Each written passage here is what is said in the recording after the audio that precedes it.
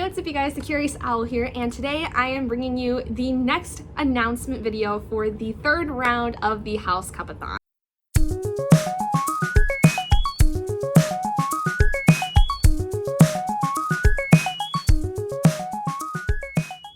So I hope that those of you who had joined us in January for the last round of the HouseCupthon had a lot of fun. We definitely did. We think that there were a lot of great things that had come about with the last round, and we had just a really great time with implementing so many new ideas that we had wanted to do for the second round. And this time there are even more things that are going to be involved this round. For one, we have so many more challenges that we are asking you guys to try to take a part in when it comes to your reading for the HouseCupthon. We are including so many more prompts, and you will have the ability to still double up on as many on them as you want and all that jazz. So without further ado though, let me get into some of the rules for those of you who may not know anything about the HouseCupthon and this is your first time getting involved with it.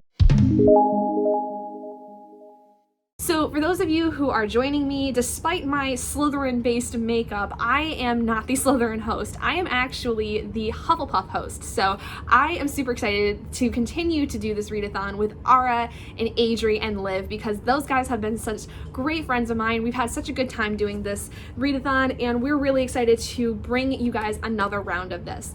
What we're thinking of is having the readathon go throughout the entire month of June and trying to make this kind of like an every 6 months kind of thing to coincide with the fact that there's equal time between them, and we also don't want to overrun with the owls or the newts that typically go on here on BookTube. The point system will stay the exact same as it has always been, where if you ever DNF a book, you will earn 5 points for your house, and depending on the page count of your completed books, you will also earn so many points for those. Books that are less than 100 pages will earn 10 points. Books with page counts between 100 to 200 pages will be worth 30 points. Books with page counts of 201 to 400 pages will be worth 50 points. Books with page counts between 401 to 500 pages will be worth 70 points, and any books that you complete during the readathon that are more than 501 pages will be worth 100 points for your house. Now, in terms of DNFing, something we decided in the last round was we had set a goal for you to reach before you decide to DNF something. So if you decide to DNF a book, for it to earn points, you need to make sure that you have read at least 25% of the book. Now, you can usually figure that out with some quick math by taking the total number of pages of your book that you have, whether it's physical or something, and taking that number and multiplying it by 0.25. That will give you the amount of pages you will need to read for that physical book at least, where you need to be before you can say, I don't want to read it anymore, and earn points for that. Now, if you're reading something like an audiobook or an ebook that may not have pages, we can try to help you with that as those cases kind of come up. Now, for those of you who may be reading books and it gets to the end of the month and you don't really know if you're going to finish the book entirely by the time that the readathon ends out on the 30th, we do have an opportunity for you to still count that book if you have read up to 75% of the book. So if you've gotten really close to the end of it, but you're not going to be able to finish the book before the end of the month, we will give you the points that you want for that particular book if you've read about 75% of it. The next thing is the riddle. So each round we do have a riddle challenge. Last time we ended up doing it where each person from each house had a different riddle. So each of the house prefects, which are myself for Hufflepuff, Ara for Ravenclaw, Adri for Gryffindor, and Liv for Slytherin, we are all going to create our own riddles that have something to do with the required reading for this round, which I will reveal in just a moment. You will have to do some digging, and you may have to do some reading of that particular required reading if you want to know what the answer to that would be. Typically, the riddle will be released about halfway through the month, so do keep your eyes peeled on our Twitter, our Instagram that we have now created thanks to Liv, and we also will post it in our Discord. Then at the end of the month, we are going to be hosting our final feast quiz. That one last round was so much fun, but was so long. We're not going to make it a 2.5-hour live show like we did last time.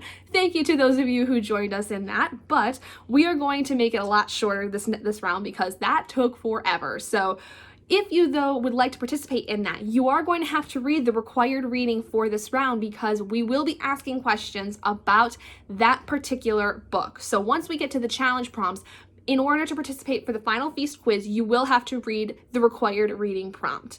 And you will earn points for your team by answering questions correctly. So I think it's pretty much in your favor if you do that. We do have a possible date set for the live show, but we are going to wait to announce that until it gets closer to the actual end of the month, just because with everything going on with quarantine and staying at home, we are not 100% certain if everyone is going to be able to make it for the live show. And then, like I said, we have an Instagram this time. So we are going to be using Instagram challenges as well. We are going to have 4 different Instagram challenges going on over the course of the month.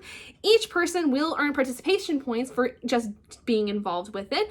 But if you do win the Instagram challenge, you will earn a specific amount of points for that challenge for your respective house. So be sure that if you haven't already, you go check out our Instagram down below in the description, as well as our Twitter, because we will be posting announcements on there every so often. We're starting to really understand kind of what we want to do with our Twitter and our Instagram. And then our Discord is always, though, a really good place to get information and get questions answered for those of you who might still have some more specific questions. We will be able to answer anything you have.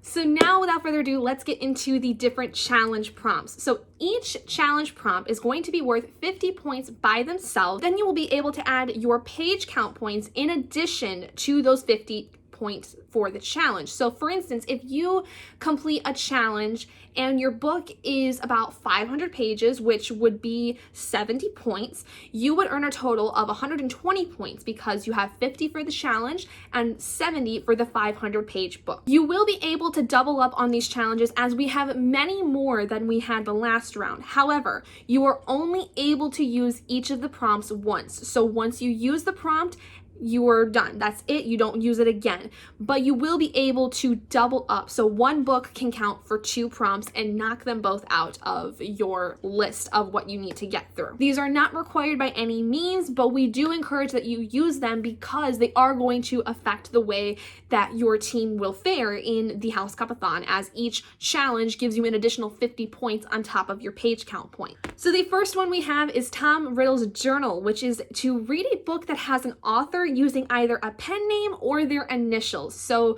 for instance, J.K. Rowling, Richard Bachman, for those of you who are Stephen King fans, that he uses that pen name for a lot of his work. J.K. Rowling also uses a pen name as Robert Galbraith for another adult mystery thriller series, so you will be able to use those. Christina Lauren is another really good one. That is a pen name created out of the 2 first names of the author duo. Anything really counts with this as long as you know as it's either a pen name or it is the author using their initial. The next prompt we have is Dobby, which is to have a memorable or lovable side character involved in your story.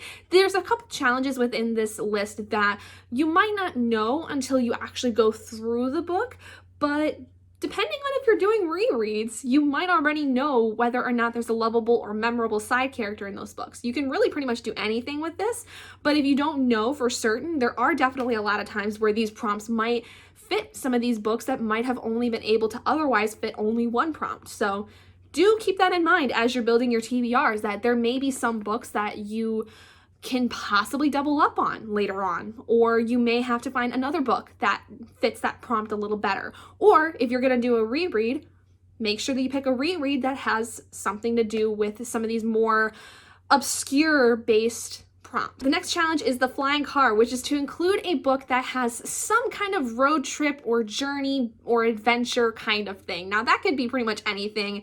Just make sure there's some kind of like traveling going on within your story. The next challenge is the Howler, which is to read a book that has a character who must face the consequences of their actions.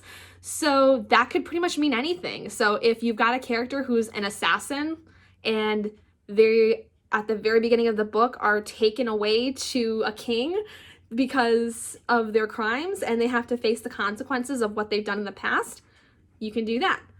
My Throne of Glass people, that might sound familiar to you. So anything essentially that it requires a character to face any kind of consequences. That could be the beginning of the book, at the end of the book.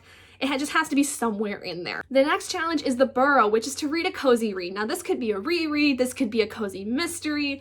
anything that you think of that makes you feel warm and fuzzy on the inside. Next challenge is Lockhart, which is to read a book with a love interest that everyone seems to fawn over. So a lot of people like The Darkling, a lot of people like Nikolai from the Grisha's series, you know, anything that anyone in the book community seems to really love, a character that people really seem to love for some reason, is fair game. The next challenge is to De-Gnome the Garden. This is to read a book that you're thinking about unhauling, because maybe it's been on your TBR for a long time and you don't know if you really want to unhaul it before you read it. Or maybe it's a series that you're not really into, but you don't want to unhaul it as of yet because you haven't finished the series or something along those lines. Like, just think about a book that you have had for a while that you're thinking about unhauling, but you might want to try to read it before you make that final decision, because it might be something you like, it might be something you don't. The next challenge is the Whomping Willow, which is to read a book with a tree on the cover. The next challenge is Mandrakes, which is to listen to an audiobook. So anything that you can get from Audible or from your public library through Overdrive